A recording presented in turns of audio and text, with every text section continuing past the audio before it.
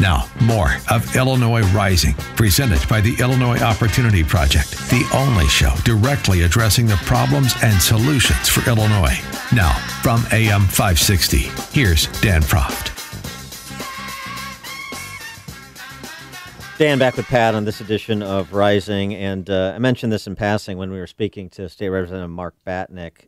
Pat, survey out this week, NBC Marist survey finds Bruce Rauner down 16 to Spalding, J.B. Pritzker, third-party candidates Cash Jackson, Libertarian 6%, Sam McCann, the Conservative Party candidate, downstate state senator, at 4%. 46-30, though, that 16-point spread hasn't really moved since, it really hasn't moved at all since I surveyed the race in March, as I mentioned earlier on the show. And there doesn't seem to be much much room for Rauner to grow. I mean, you would think there would be at 30%, but what I'm saying is that he seems to be locked in at 30%, and he and J.B. Pritzker is sitting there watching his ad buys and spending $3 for every dollar he spends. And so, kind of winning the air war by coming over the top against your opponent, as he was able to do against Quinn, against his primary opponents in 2014, against Quinn in the general in 2014, against Jeannie Ives in the primary in 2018. Not going to happen with Spalding. So what's a governor to do?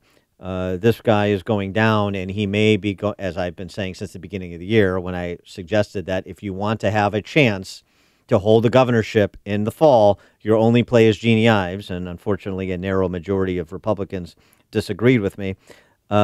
But what is the party going to do when Bruce Rauner goes down and perhaps in historic fashion? Well, first of all, let's talk about what is left to do potentially between now and November for Governor Rauner. He's got a couple of structural problems. Number one, his approval rating's at 26%, and he's known by everybody, right? So it's really hard. That's why he's locked in. Right, it's hard to climb out of that. And he's got the Libertarian candidate and Sam McCann, who are drawing probably more vote from him than they are from Pritzker. So that's not helping, right? So those two things are structural, and that's a big problem.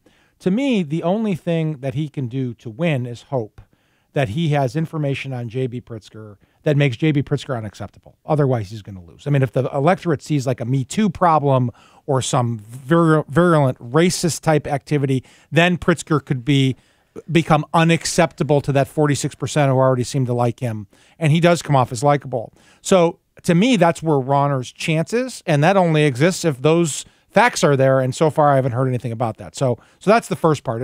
From a political analysis, he's in a lot of trouble. I don't think if you asked him, he'd tell you that if he was being honest.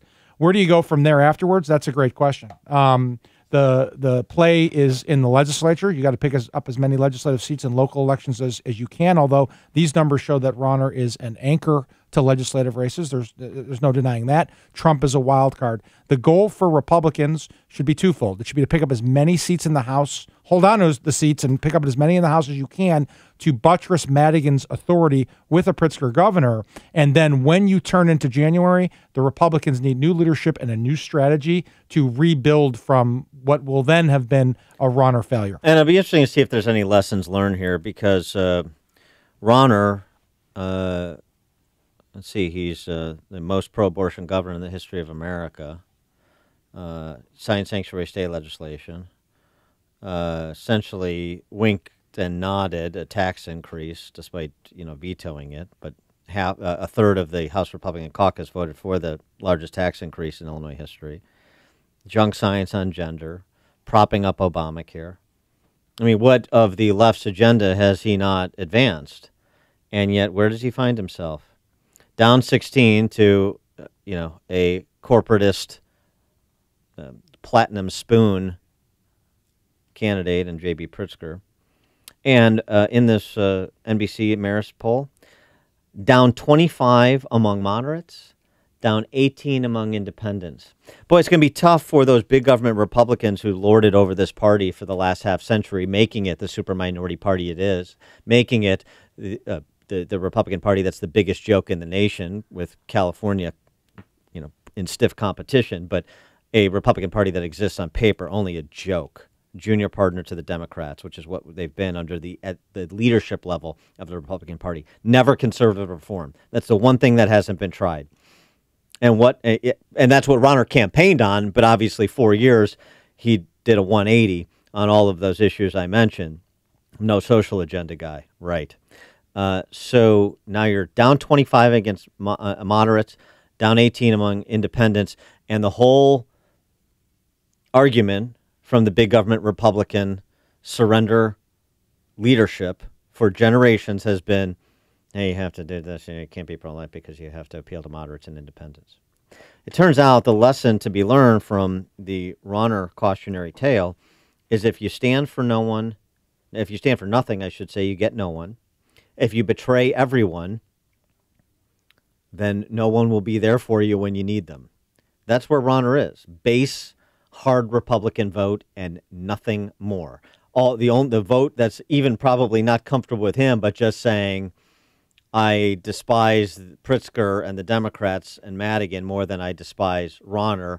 I'm a Republican, so I'll vote for the Republican nominee, even though I'm not enthusiastic about it, as this survey clearly demonstrates. What's frustrating about all this, Dan, is, I obviously wanted Rauner to be successful, and it was just a year ago when you and I sat with him along with John Tillman and explained to him that you cannot vote for sanctuary state. You cannot vote for HB 40. You can't. Don't do it. Don't do it. You're still pro-choice. Everyone's going to give you credit for that. You can't do it. You will lose. And he didn't want. It wasn't that he didn't want to listen. He doesn't know, right? He took advice from the wrong people to make the wrong decisions on those two issues. Maybe to have a legacy, maybe for something else. But now he has, based on these numbers, he doesn't have a coalition of support. So back to my original point, it's down to Pritzker. Pritzker will have had to have done something horrible. Tying him to Madigan is not going to do it. It's clearly not doing it. They've been doing it for years or for months in this campaign. It's got to be something that Pritzker's done that is unacceptable to the voters, and I don't see it yet. Right, and the problem Rauner has to get the tying people to Madigan. Is Pritzker aligned with Madigan? Of course he is. Here's another guy, though. There's another issue where this guy is the boy who cried wolf. He has no credibility on the issue because he ran a primary to survive the primary, snookering enough people into believing that Jeannie Ives was Mike Madigan's favorite Republican. So when your only response to anyone who disagrees with you on the substance of the policy choices you made, on the substance of the betrayals you committed, is to say, oh, well, that person's aligned with Mike Madigan too. That person's a Mike Madigan toady. Then you know what? I don't believe anything you have to say, even when you're telling the truth about your opponent, as he is with J.B. Pritzker.